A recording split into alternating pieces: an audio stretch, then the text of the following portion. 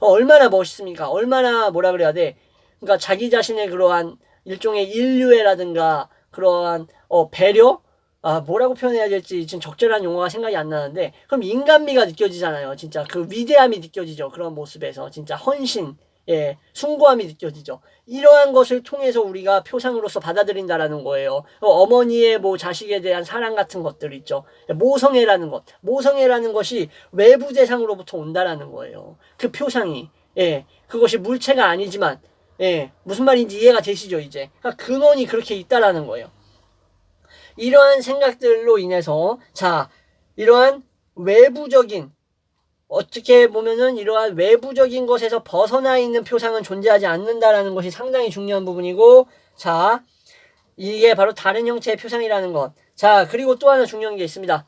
뭐냐면은 기표기입니다. 기표기. 또 소시르가 나오겠죠. 소시르의 기표기 개념을 크리시포스가 훨씬 더 먼저 얘기했다라고 볼 수 있습니다. 자, 뭐라고 언급을 했냐면은 의미의 영역과 의미 형식의 영역으로 나누어진다라고 봤습니다. 의미 내용의 영역이 뭐겠습니까? 기의겠죠. 그죠? 의미 형식은 뭐겠습니까? 말이나 그림이나 이러한 식으로 전달하는 일종의 형식 수단이겠죠. 그죠? 이게 기표겠죠. 이런 식으로 얘기를 했습니다.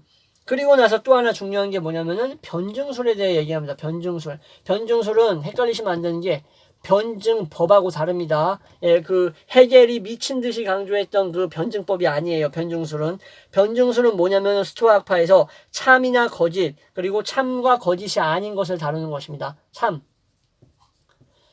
거짓, 그리고 둘 다 아닌 것, 둘 다 아닌 요소들을 다루는 게 바로 변증술인 겁니다. 자, 언어와 추론이 관계하는 모든 것에 관련되어 있는 학문입니다. 자, 한마디로 말해서 스토아 학파에서 논리학이라고 보면은 변증술이 있고 수사학이 있어요. 수사학은 말 그대로 이러한 문체라든가 어떤 전달 방식 화법에 있어서 일종의 미화라든가 효과적인 수단이 될 수 있는 거지만, 변증술이라는 것은 한마디로 논리학의 체계를 다질 수 있는 부분입니다. 아리스토텔레스의 영향도 어느 정도 있어요. 그렇지만 이러한 참이나 거짓, 명제를 상당히 중요시합니다. 이 명제 얘기 나오면 아까 말씀드렸죠. 이 렉톤, 클레안체스의 렉톤, 말해질 수 있는 것, 참, 거짓을 판단할 수 있는 것, 명제, 크리시포스 다 비트겐슈타인에게 영향을 주게 됩니다. 자, 그러면 스토아 학파의 이러한 사상들을 많이 살펴봤죠. 네, 여기까지. 그리고 제논에서부터 크리시포스까지 이어지는 그 이러한 수장들이라고 불러야겠죠. 스토아 학파의 3대 수장의 이러한 주요 개념들을 살펴봤습니다. 자, 지금부터 그러면은 스토아의 개념을 살펴보겠습니다. 무슨 말이냐? 제논이 얘기했던 개념, 클레안체스, 크리시포스가 얘기했던 개념 섞여 있고, 스토아 학파 자체가 총체적으로 가지고 있는 근본 개념들입니다. 자, 초기 스토아, 제논, 크리시포스 시대 때의 개념. 자, 빨리빨리 넘어가겠습니다. 삶의 목적. 삶의 목적은 이제 자연, 공통본성. 발음 꼬이기 시작하죠. 자연, 공통본성, 그리고 우주본성, 그리고 인간의 고유본성 다 일치합니다. 인간의 고유본성은 우주의 본성의 일부분이고, 자연의 공통본성도 우주의 본성의 일부분이 되는 겁니다. 이러한 본성에 따라 사는 겁니다. 따르는 것, obey, follow. 이것에 obey, follow 하는 게 삶의 목적인 거예요. 네. 자연에 따라 산다는 게 뭔가? 이성에 따라 사는 겁니다. 말씀드렸죠? 이성에 따라 산다라는 거, 자연에 따라 산다는 거, 이성이라는 거, 인간에게 고유한 거. 자, 덕이라는 것은 무엇이냐면은 한마디로 덕, 조화라는 거예요. 조화. 우리를 둘러싼 세계의 조화. 이거에 대해서 조화롭게 살아가고자 하는 그러한 것들이 다 덕이 될 수 있는 겁니다. 여기서 덕의 측면에서는 소크라테스의 측면을 많이 빌려옵니다. 소크라테스의 이러한 개념을 많이 받아와. 자, 모든 사물에 있어서 덕이라는 것은 고유성질, 모든 사물의 고유성질이자 일종의 뭔가 완전함입니다. 완전함. 한마디로 소크라테스는 사물도 덕을 갖출 수 있다라고 봤어요. 신발의 아래체, 덕을 아래체라고 부르는데, 이 신발의 아래체는 뭐냐? 신는 것입니다. 왜냐? 신는 것은 신발의 고유 성질이자 고유 목적이잖아요. 그죠? 그러면은 신발의 고유 목적이 아래태가 바로 신는 것이라면은, 발을 편안하게 하는 것이라면은, 모든 사물, 즉 다른 인간들은 어떨까요? 인간의 고유 목적은 무엇인가? 예, 신발은 그렇다 치고 인간은 무엇인가? 우리의 이성을 가지고 조화롭게 덕을 통해서 자연에 일치하며 본성대로 사는 것이 인간의 목적인 겁니다. 이해되시죠? 이러한 도식이 이해되셨으면 좋겠습니다. 이러한 도식이.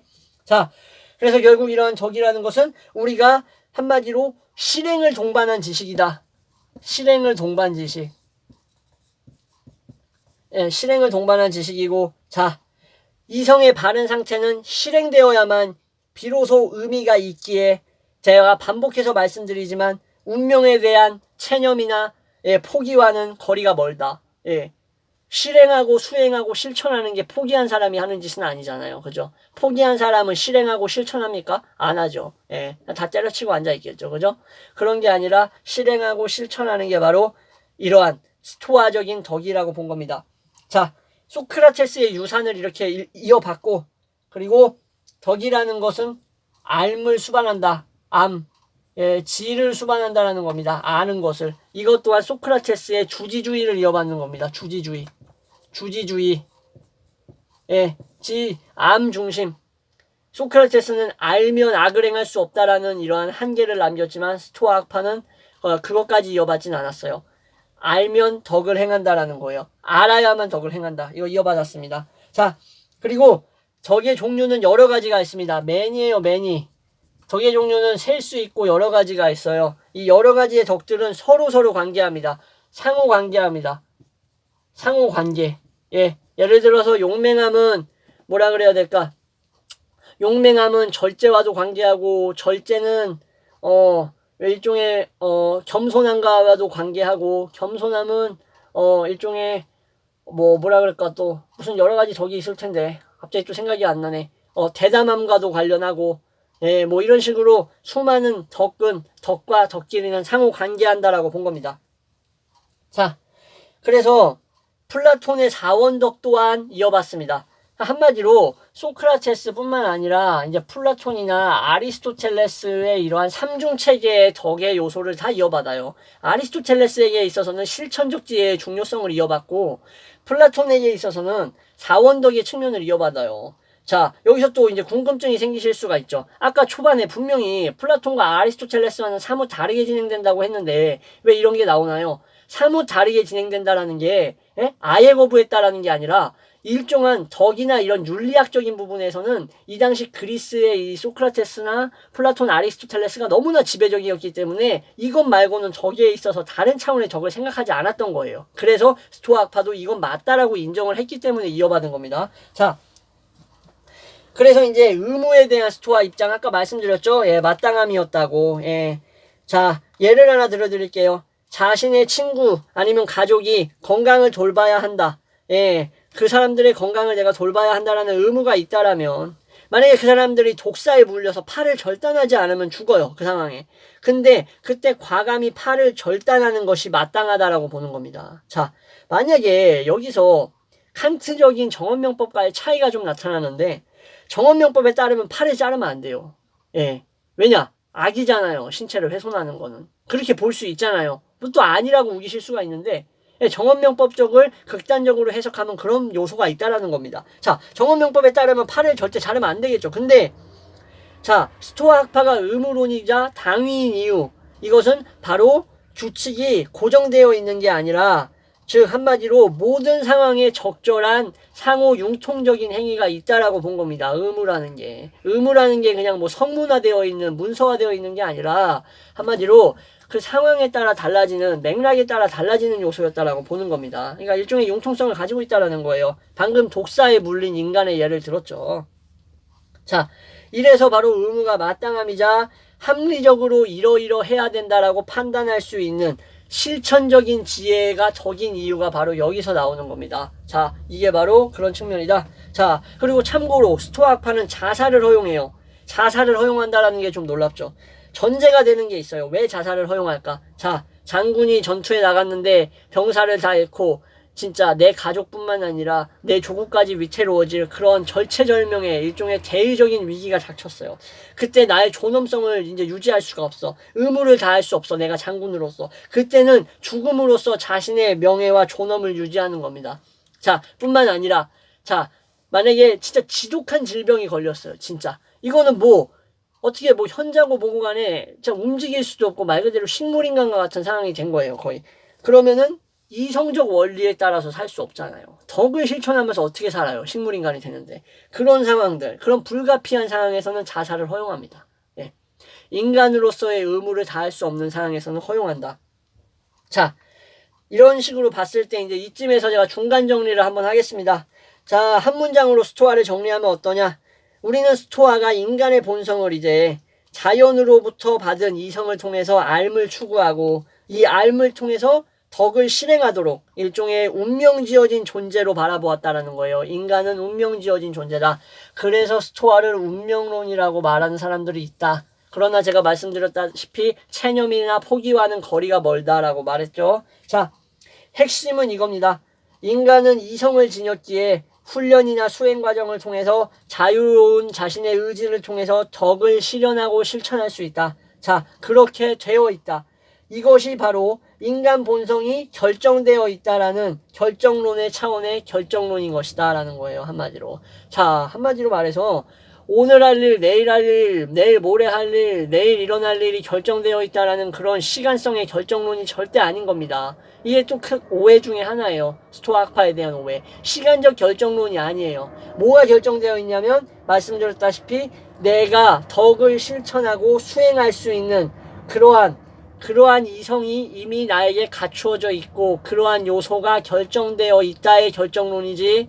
네, 다시 한번 강조드리지만 예를 들어서 뭐 과거 현재 미래를 초월하는 그러한 뭔가 예지되어 있는 결정론이 아니라는 겁니다. 자, 그리고 악덕이라는 게 있어요. 나쁜 것. 이것은 일종의 무지일 수도 있고 한마디로 운명을 거스르고자 하는 어리석음이라고 생각을 했던 거예요. 자, 그러니까 뭐 쾌락이라든가 뭐 일종의 이러한 뭐 탐욕 같은 것들 있잖아요.